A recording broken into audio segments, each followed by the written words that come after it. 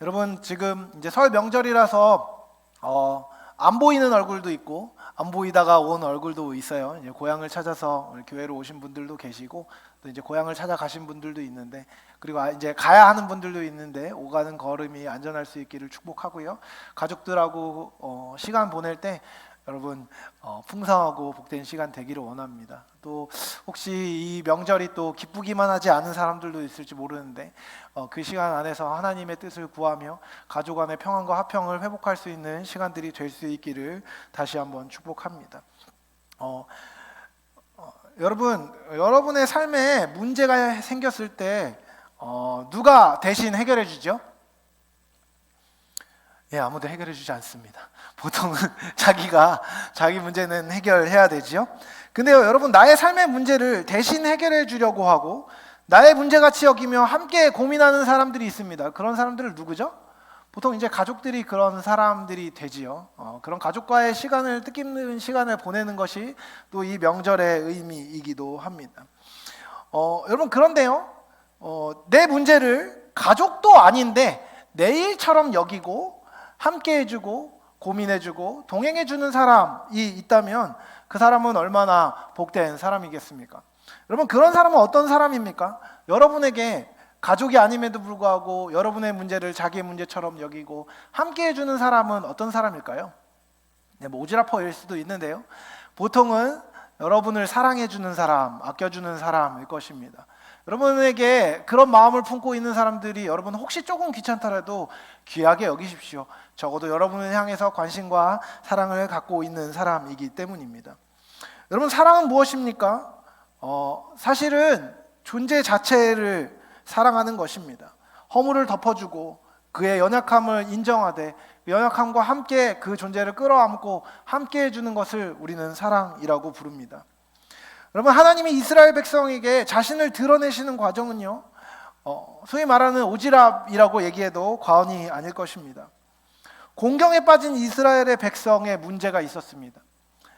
그들은 노예 생활을 했고 430년이라는 기간 동안 이집트 땅에서 살고 있었지요. 스스로의 힘으로 자기의 문제를 도저히 해결할 수 없는 이스라엘 백성의 문제를 하나님은 해결해 주시고자 하셨습니다. 그리고 그 과정 안에서 이제 이집트 땅에 재앙과 다양한 일들이 일어나고 이적과 표적과 이사가 일어나는 것입니다. 여러분, 출애굽 스토리의 가장 핵심이 되는 것은요, 하나님이 이스라엘 백성을 구원하기 원하셨다는 것입니다. 여러분, 출애굽의 과정, 이집트 땅에서 이스라엘 백성이 나오는 과정에서 여러분 핵심은요, 자격이 아닙니다. 여러분, 우리가 보통 취업을 하든 어떤 직장을 가지든 어떤 시험을 보든 간에요, 패스해서 소위 말해서 자격을 얻기 위해서는 노력이 필요하고 성과가 필요합니다. 열매를 얻어내야 되고 자격을 얻어내야 합니다. 여러분, 그 자격을 얻는 과정은 쉬울까요? 쉽지 않습니다. 공부를 열심히 해도 시험에 떨어지는 경우가 많죠. 토익 공부 아무리 열심히 해도 점수가 안 오르는 경우도 있고요. 제 토익 공부를 시작조차 안 하고 있는 폐역한 사람들도 있겠죠. 그리고요, 여러분, 자격증 같은 것도 그렇고요. 여러 가지 과정 안에서 이제 공부를 하고 무언가 자격을 취득하고 획득하려고 할 때 드는 노력이 있습니다. 품이 있습니다. 여러분, 누군가와 친구를 하려고 할 때도 그렇고요, 누군가하고 관계를 맺어갈 때도요, 사실은 어떤 신뢰를 얻는 과정입니다.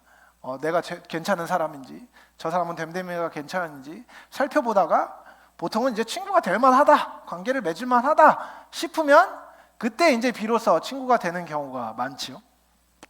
여러분, 근데요, 하나님은요, 당신의 백성들이 도탄에 빠져 있고 어려운 가운데 있을 때 그들이 변화되면 내가 너희들을 구원해 주겠다라고 말씀하지 않으셨다는 것을 기억해야 합니다. 출애굽에서 보면은요, 백성을 구원하시는 하나님은 백성들에게 어떤 자격을 요구하지 않으십니다. 자격증을 요구하지 않으십니다. 하나님의 구원은요, 구원받는 우리들의 자격, 능력으로부터 시작하지 않습니다. 오히려 하나님의 자격으로부터 시작되는 것입니다. 하나님은요, 자격 없는 이들을 먼저 사랑하시고 그들을 구원하시고 그 뒤에 그들을 하나님을 닮은 이로 신의 성품에 참여하는 자로 삼으시는 것입니다. 그와 같은 구원의 순서, 그 첫걸음이 오늘 본문에 드러나는 부분입니다. 여러분, 본문은요 10가지 재앙의 마지막, 장자 혹은 맞이라고 표현하는 초태상의 죽음에 앞서서 하나님 처음으로 그 재앙에 대해서 경고하시는 내용입니다. 그리고 그 재앙이 일어날 때 이스라엘 백성들이 어떻게 그 재앙을 피할 수 있는지에 대한 방법을 설명하십니다. 그리고 이 방법에 근거하여서 이스라엘의 새로운 명절이 생겨납니다. 우리나라 지금 우리가 구정을 보내는 것처럼 이스라엘 백성들에게 제일 중요한 설날 명절 중에 하나는 바로 이 유월절이라는 절기입니다. 하나님은 유월절의 규례를 이 10번째 재앙이 일어나기 직전에 모세를 통해 이스라엘 백성에게 주셨습니다. 히브리 력으로는요, 첫 번째 달인 니산월 열흘에 가족마다 어린 양을 확보해서 잡으라고 말씀하십니다. 여러분, 어린 양을 한 마리 잡으면요, 몇 명이나 먹을 수 있을까요? 오늘날로 치면 그 어린 양을 잡으면요, 보통 한 8명에서 10명 정도가 배불리 먹을 수 있는 분량이라고 해요. 왜 어린 양 한 마리를 잡았냐면요, 그 당시의 가족은요, 평균적으로 가족 수가 8명 정도, 8명에서 10명 정도 되었기 때문이라고 합니다. 그래서 그렇게 가정마다 어린 양을 잡아야 했고, 가족 수가 부족한 경우에는 옆에 있는 가족과 나누어 먹어도 괜찮았습니다. 어쨌든 그렇게 한 뒤 14일 해 질 때에 그 양을 잡으라고 하나님은 명하십니다. 문지방에서 양을 잡습니다. 그러면 문 앞에서 양을 잡으면 문지방에 피가 묻겠죠? 그리고 그 이제 잡은 양의 남은 피를 문의 좌우 기둥과 위에 있는 기둥, 임방이라고 부르는 이 임방에 발라야 했습니다. 그렇게 피를 바르고 난 뒤에는 집안에서 고기를 모두 다 먹어야 했습니다. 불에서 구워 먹고 아침까지 남기지 말고 남은 것은 다 태워버리라고 말씀하십니다. 먹을 때, 근데 흥미로운 것은요, 이 먹을 때에 가져야 되는 태도입니다. 허리에 띠를 띠고 발에 신을 신고 손에 지팡이를 잡고 급히 먹으라고 얘기합니다. 여러분, 이건 어떤 모양일까요? 여러분, 허리에 띠를 띠고 발에 신을 신고 손에 지팡이를 잡는 것은요, 그 당시 여행자가 가느는 복색이었습니다. 그러니까 그날 밤에 이것을 먹고 나면 이 자리를 떠날 사람처럼 급하게 먹으라고 하나님이 명령하신 것입니다. 여러분, 하나님께서 그 밤에 애굽의 모든 처음 난 것들을 죽이실 것이었습니다. 하지만 이스라엘 집 문설주와 임방에 피가 칠해져 있다면 그것은 표적이 됩니다. 하나님께서 그래서 12장 13절에 말씀하십니다. 내가 피를 볼 때에 너희를 넘어가리니 라고 말입니다. 넘어간다라는 말이요, 이 유월절의 문자적 의미입니다. 유월은요, 넘어간다는 얘기입니다. 영어로는 패스오버죠. 위로 지나간다는 것이에요. 이것은 죽음과 심판을 면한다는 의미를 갖고 있습니다. 하나님께서는 이 날을 영원한 절기로 기념하여 대대로 지키라고 명하셨습니다. 유월절은요, 어린 양을 통하여 대속받는 구원 사건을 기념하는 이스라엘 역사의 가장 중요한 절기였습니다. 그리스도의 대속의 피로 얻은 구원을 기념하고 거룩하신 하나님을 섬기는 거룩한 백성이 되는 것이 하나님의 뜻이기 때문입니다. 본문은 평생에 이 은혜를 누리고 살아가라는 주님의 말씀입니다. 내가 아니라 나를 위해서 그리스도께서 흘리신 피의 대가를 기억하고 우리는 또한 우리의 삶의 모양을 빚어나가야 하는 것이지요. 여러분, 이 본문의 내용들을 이와 같이 해설한 뒤에 우리가 생각해 보아야 되는 것이 있습니다. 바로 하나님의 심판에 관한 내용입니다. 여러분, 이집트에서 이스라엘 백성을 구원하기 위하여서 하나님이 이집트 땅에 심판을 내리십니다. 근데요, 여러분, 이 하나님의 심판은요, 단순히 이 이집트라는 나라에 살고 있는 왕과 사람들에게만 내려진 것이 아니었다는 것을 우리는 기억할 필요가 있습니다. 이 하나님의 심판은요, 이집트 자체만을 타겟팅한 것이라기보다는 하나님의 뜻에 반기를 들고 있는 세상의 구조를 향해 하나님께서 하나님 되심을 드러내시는 사건이었습니다. 10가지 재앙의 의미에 대해서 그렇게 얘기했지요. 이 10가지 재앙은요, 그 당시 이집트에서 섬기고 있었던 하나님이 아닌 다른 것들의 상징이었습니다. 돈, 권력, 명예, 생명, 치료, 음란, 풍성, 이와 같은 세상이 보기에 좋아 보이는, 하지만 하나님이 허락하시는 것과 상관없는 잘못된 가치를 따르는 세상에 대한 심판이 이 10가지 재앙이었습니다. 그리고 이 10가지 재앙의 마지막으로 하나님은 당신께서 모든 생명의 주관자이심을 보이십니다. 하나님은 의롭고 온전하고 거룩하신 분이시기 때문에 악을 향하여서 온전한 태도를 보이실 수밖에 없었습니다. 여러분 기억하십시오.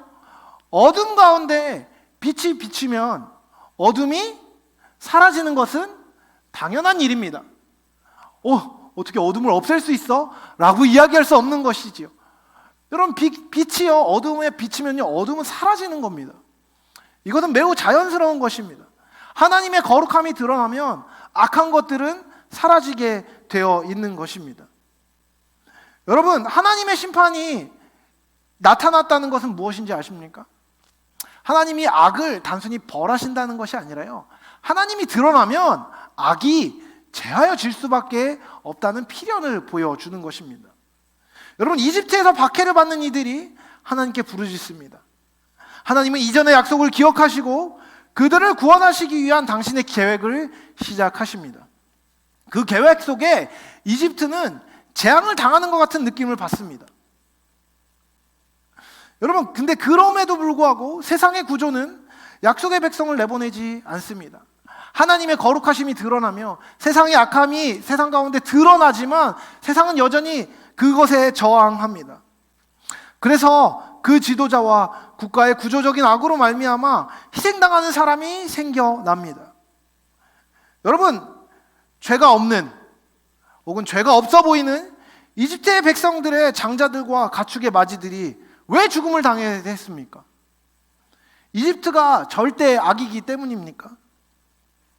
여러분, 이집트의 정치적 구조는 악한 것이 맞습니다. 하지만 한 사람 한 사람의 잘못을 따져 그들의 죄된 행위 하나하나 때문에 하나님이 심판하신 것이라는 생각은요, 너무나 냉정한 것입니다. 여러분, 그런 것이 아닙니다. 죄는요, 단순히 잘못된 행동이 아닙니다. 죄는요, 상태입니다. 하나님과 단절되어 임의로 행하는 모든 상태를 하나님은 죄된 상태로 보시고 그것을 악이라고 여기시는 것입니다. 그리고 이 악에 대한 하나님의 반응은요, 심판입니다.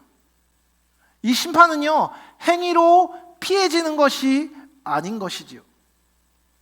구원받은 존재들이 구원받지 못한 다른 존재보다 도덕적으로 우월하기 때문에 구원받은 것이 아니었습니다. 제가 거듭해서 말씀드리지만 이 자격이 성취를 통해 획득되는 것이 아니었다는 것입니다.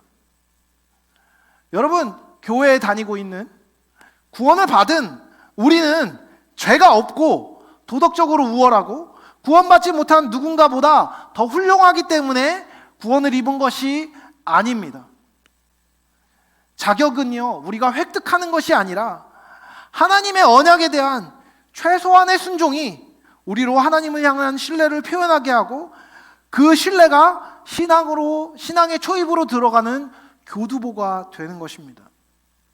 여러분, 하나님의 심판은요, 악 그 자체와 악의 구조에 관한 것입니다. 하나님을 떠난 인간, 그리고 그 하나님을 경외하지 못하게 계속해서 부추기고 하나님을 섬기지 못하게 강압하는 구조는요, 그 자체로 하나님께 대한 범죄입니다. 그래서 하나님은 그 구조로부터 우리들을 구원하기 원하십니다. 그리고 그것을 구원하기 위하여 하나님은 당신의 존재를 드러내시는 것입니다. 여러분, 유월절 어린 양의 피, 그리스도의 피로 말미암은 대속은요, 어떤 식으로 작용하는 것입니까? 여러분, 오늘도 우리가 보혈에 대해서 찬양했습니다. 그렇죠? 보혈 찬양해, 그 보혈 덕분에 우리가 살았네, 그런 이야기를 합니다. 그런데 여러분, 보혈에 대한 언급 때문에 피가 정결케 한다는 표현이 찬양에서 자주 불리워집니다. 우리가 함께 부른 찬양에서도 그런 이미지가 있지요. 여러분, 그런데요, 이런 찬양을 부르면은 우리가 알게 모르게 생각하게 되는 이미지는요, 그 피 자체가 뭔가 마술적인 효력이 있는 것 같다는 느낌이 드는 겁니다. 여러분, 정말 그렇습니까? 여러분, 유월절을 살펴보면요, 그렇지 않다는 것을 알 수 있습니다. 여러분, 피가 우리 죄를 씻긴다 이러면 뭐 막 샤워기에서 막 피가 나와가지고 우리를 막 씻기는 겁니까? 막 아메리칸 사이코처럼? 여러분, 그런 게 아닙니다. 여러분, 피가 우리를 깨끗게 하고 우리를 깨끗게 보이게 한다는 것은요, 오늘 우리가 함께 읽은 이 본문에 명확하게 드러납니다. 여러분, 피는요, 어디에 발랐습니까? 어린 양의 피가 어디에 발렸다고 이야기합니까? 집 안에 피를 발랐나요? 아니요. 여러분, 문지방에서 어린 양의 목을 따서 문지방에 피가 묻습니다. 그리고 그 피를 가지고 어디에 발라요? 문설주와 임방이라고 얘기하는, 문설주는 어떤 걸 얘기하면요, 문 옆에 있는 그 기둥입니다. 임방은요, 문 위를 가로지르는 나무를 이야기해요. 문에 바르는 겁니다. 여러분, 집 안이 아니라 이 문에 발랐습니다. 여러분, 어떤 성경학자는요, 이 문에 피를 바르는 것이 너무나 의미가 있다고 얘기합니다. 왜냐면요, 이것은요, 집의 입구일 뿐만 아니라 집이 세상과 연결되는 통로이기 때문입니다. 한 개인의 삶이 시작되는 곳이며, 그 개인의 삶이 세상을 향해 나아가고 연결되는 통로로서 집의 문에 피가 발렸다는 것입니다. 여러분, 피가 무엇입니까? 피는 생명이 있는 동물, 존재에게 상처가 나면 외부로 흐르는 것입니다. 피는 여러분, 신체에 생명을 공급하는 역할을 하지요. 여러분, 근데 그거 아십니까? 2000년 전에는요, 피에 헤모글로빈이 있는지, 피를 통해 산소가 공급되는지, 피를 통해 몸에 에너지가 공급되는지를 아는 과학적 지식이 없었습니다. 지금이나 알죠. 뭐 헤모글로빈 뭐 이런 거 어떻게 압니까? 그렇죠? 뭐 적혈구, 백혈구 이런 거 알 수 없습니다. 근데요, 그때도요, 하나님이 명하셔서 알려주신 것은 무엇이냐면 피가 생명이라는 것입니다. 여러분, 사람이 피가 나요. 그럼 어떻게 되죠? 피가 나죠. 여러분, 근데 이 피가 흐르도록 내비두면 어떻게 되죠? 어느 순간 피가 멈춥니다. 피가 응고되어서 멈춰요. 근데 여러분, 상처가 크고 벌어지고 핏줄이 다 드러날 정도로 상처가 나면 어떻게 되죠? 출혈이 심해집니다. 여러분, 출혈이 심해지면 어떻게 되죠?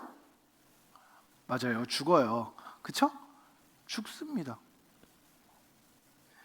여러분, 피는요, 옛날에도 생명 그 자체로 여겨졌습니다. 여러분, 어린 양의 피는요, 생명 자체를 표현합니다. 어린 양의 피 자체가 마법적인 효력이 있는 것이 아닙니다. 로마서 6장 23절은 이렇게 이야기합니다. 죄의 싹은 사망이요 하나님의 은사는 그리스도 예수 우리 주 안에 있는 영생이니라. 여러분, 죄의 대가는 무엇입니까? 죽음입니다. 반대로 여러분, 하나님이 우리에게 주기 원하는 선물이 무엇입니까? 그리스도 예수 안에 있는 생명이라고 이야기합니다. 여러분, 죄를 범하면요, 그 죄의 대가는 생명으로 치러야 됩니다. 생명이 끊어지는 것으로 치르는 것입니다. 그래서 피를 흘려야 되는 것입니다. 하나님은 죄의 대가로 생명을 거두려 하셨습니다. 여러분, 유월절은 실제로 그런 것입니다.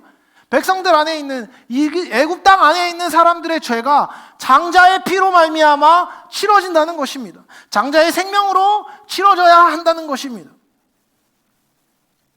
하나님의 구원의 방법은요, 어린 양의 피로 생명의 대가를 대신 치르는 것이었습니다.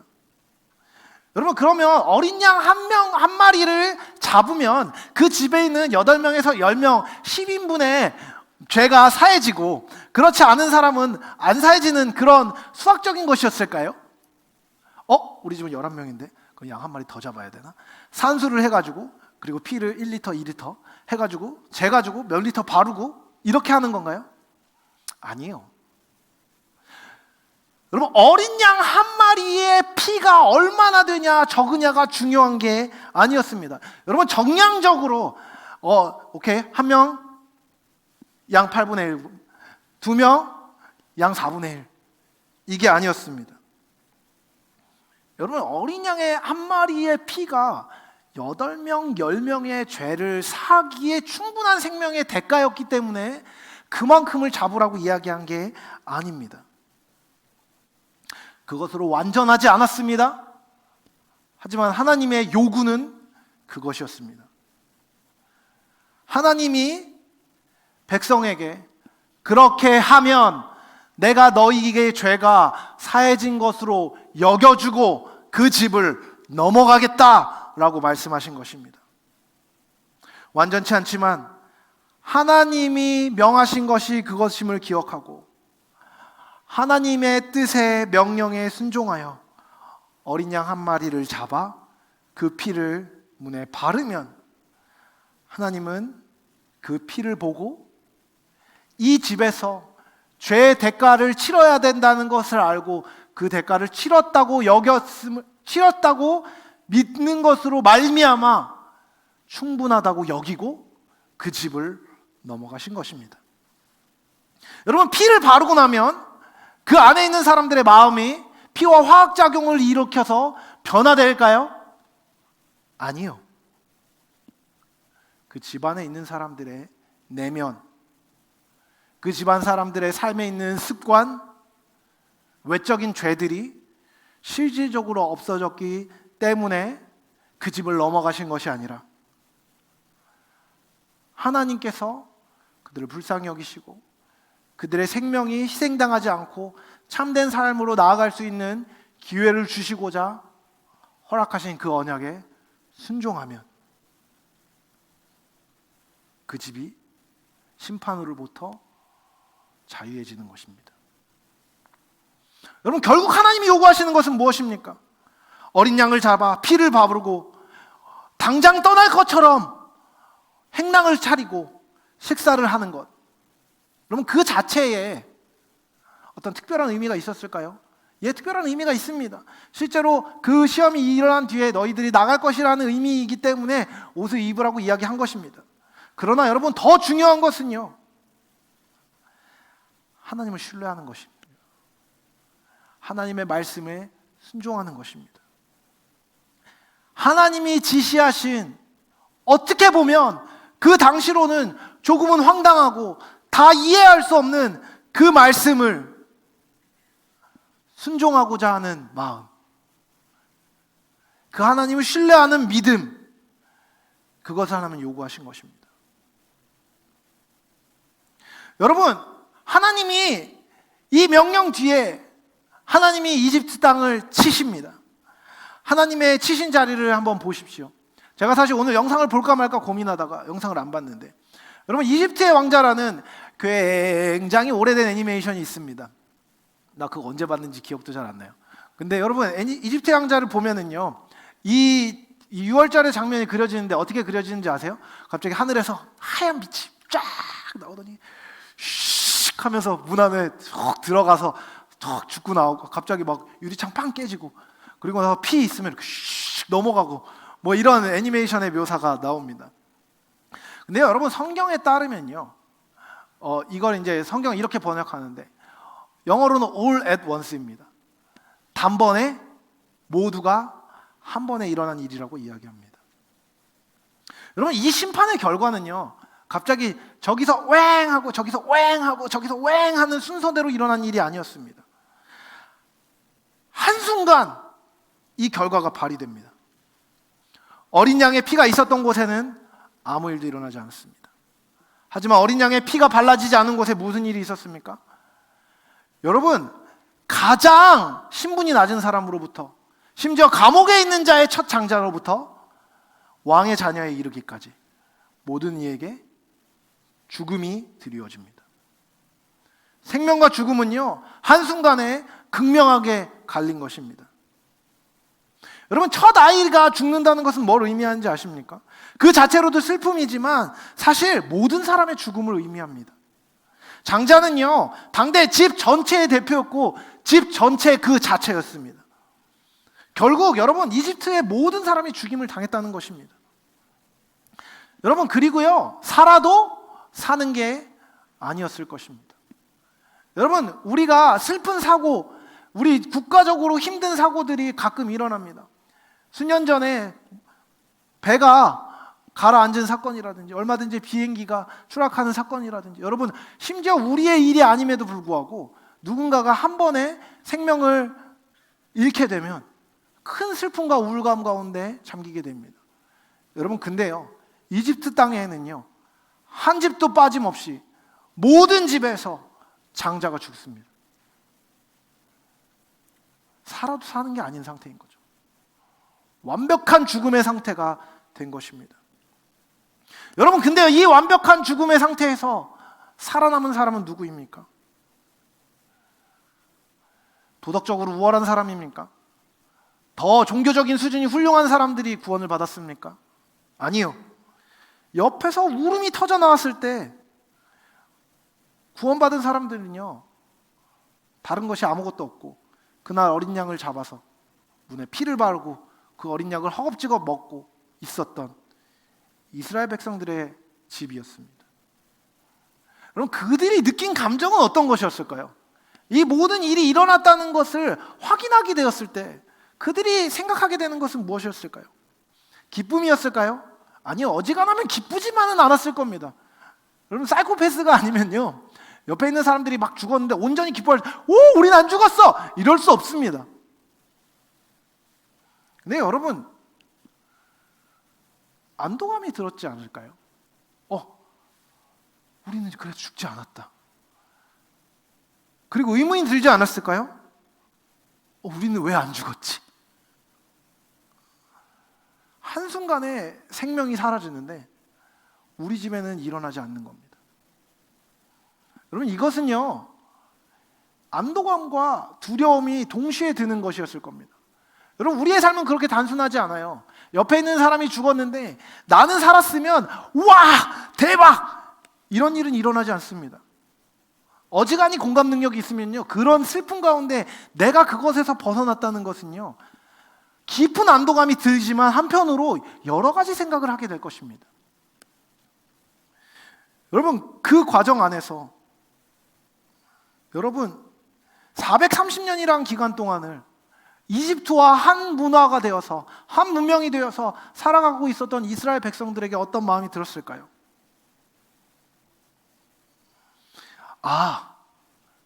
내가 살 수 있었던 이유는 이거구나. 그들은 알았을 겁니다. 딱 하나. 내가 저 사람들이랑 심지어 430년을 공유했기 때문에 언어도 비슷했을 것이고 문화도 비슷했을 것이고 생활도 비슷했을 것이고 도덕적인 삶의 기준도 비슷했을 것임에도 불구하고 나는 살았구나. 왜? 하나님이 명령하신 것에 내가 아직 다 알지 못함에도 불구하고 하라고 해서 등 떠밀려서 혹은 꼭 해야겠다고 생각해서 어떤 수준의 다름이 있든 상관없이 피를 발랐기 때문에 내가 살았구나 라는 것을 그들은 결국 알게 되었을 것입니다. 그리고 그 순간에 이제 그들의 삶에 순종할 이유가 생겨나는 것입니다. 여러분 어린 양을 통한 대속의 사건은요 구원의 삶을 향해 가는 시작점에 있었습니다. 이 사건은 아직 이집트 땅을 나서기 전에 일어난 사건이었음을 기억하십시오. 여러분 10가지 재앙이 맨 마지막에 있었던 일이에요. 이 일 뒤에 이제 홍해를 향해서 달려갑니다. 여러분 하나님이 이 사건을 통해서 무엇을 보여주기 원하셨을까요? 이미 이전의 재앙을 통해 하나님은요 하나님의 주권을 보이십니다. 당신이 하나님이심을 보이셨습니다. 그런데 여러분 이렇게 대책 없이 나타나신 하나님을 따르는 방법을요 이스라엘 백성들은 알지 못했습니다. 여러분 10가지 재앙이 9가지 재앙이 앞에 막 있을 때 이스라엘 백성에게 명령이 온 적이 없었습니다. 그들은 그냥 바라만 보고 있었습니다. 이스라엘 난리가 난 거죠. 막 물이 피로 변하고 개구리 막 오고 막 난리가 막 갑자기 어두워지고 막 난리가 납니다. 여러분 그들이 알게 되는 건 뭐냐면요 무언가가 일어나고 있다는 겁니다. 하나님이라는 존재가 우리를 구원하시겠다고 얘기하는데 그 일들이 어떤 식으로 일어나는지, 어떤 프로세스를 통해서 일어나고 있는지 다 이해가 안 되는데, 그 일들이 9개나 되는 일들이 우연이 아니라 어떤 시점에 어떤 장소에서 계속해서 연속적으로 일어나고 있는 상황을 보고 있는데, 갑작스러운 약속이 온 겁니다. 갑작스러운 명령이 온 것이죠. 피를 발라라.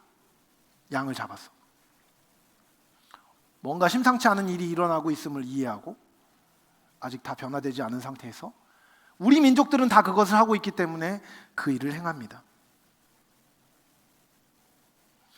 처음으로 하나님의 요구가 이스라엘 백성에게 주어졌습니다.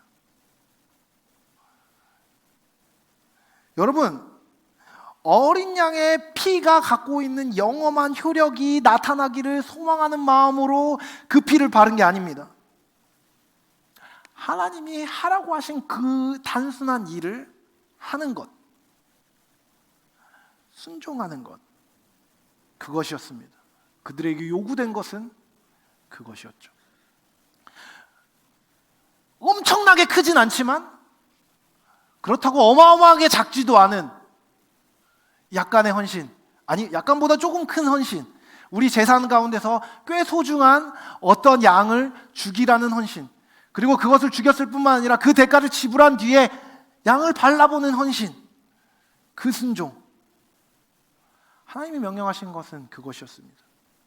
갑작스럽게 돌을 닦아서 높은 수준에 이르거나 하나님이 명령하신 구체적인 도덕법을 체화하여서 오케이, 맨날 성경 읽고 기도하고, 이게 아니라 자신의 가치를 높여서 어떤 자격을 획득하는 것이 아니라 하나님이 명하시는, 하나님의 되심이 드러났을 때 하나님이 명하시는 작은 순종을 통해 하나님의 심판을 피하는 것, 그것이 바로 그들이 할 일이었습니다.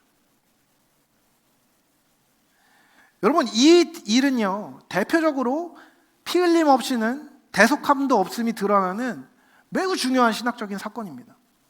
어린 양이 예수님을 예표한다는 것은요, 너도 나도 인정하는 매우 중요한 신학적인 비유이지요. 하지만 그 일 자체가 아직 홍해를 건너기 전에 일어났음에 주목하는 것은 매우 중요합니다. 이 일은 구원의 시작을 위한 믿음이 과연 어떤 것인지를 보여줍니다. 여러분, 구원받는 사람은요, 시작점에 온전한 내면의 변화를 요구받지 않습니다. 시작점에 온전한 지식을 요구받지 않습니다. 하나님의 존재를 마주하게 되고 그분의 가장 가시적인 뜻이 우리에게 왔을 때 그 믿음으로 내닫기 위해 가장 필요한 것은요, 작은 일에 대한 나의 결단을 통한 순종입니다. 믿음의 여정을 향해서 순종의 첫 발을 내딛는 것입니다. 아직 다 알지 못하지만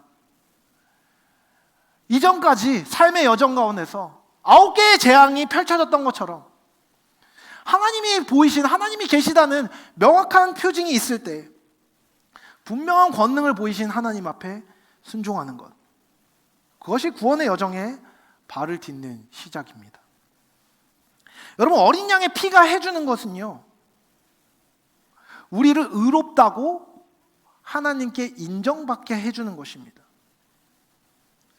의롭게 되기 위하여서 피를 막 바르고 샤워를 하는 게 아니라요, 의롭게 되는 자격을 우리가 얻은 자로서 의롭게 하신 분을 기쁘게 하는 참된 삶의 동기를 제공하고 실제 그 삶을 살아낼 수 있도록 해주는 것이 보혈의 기능입니다.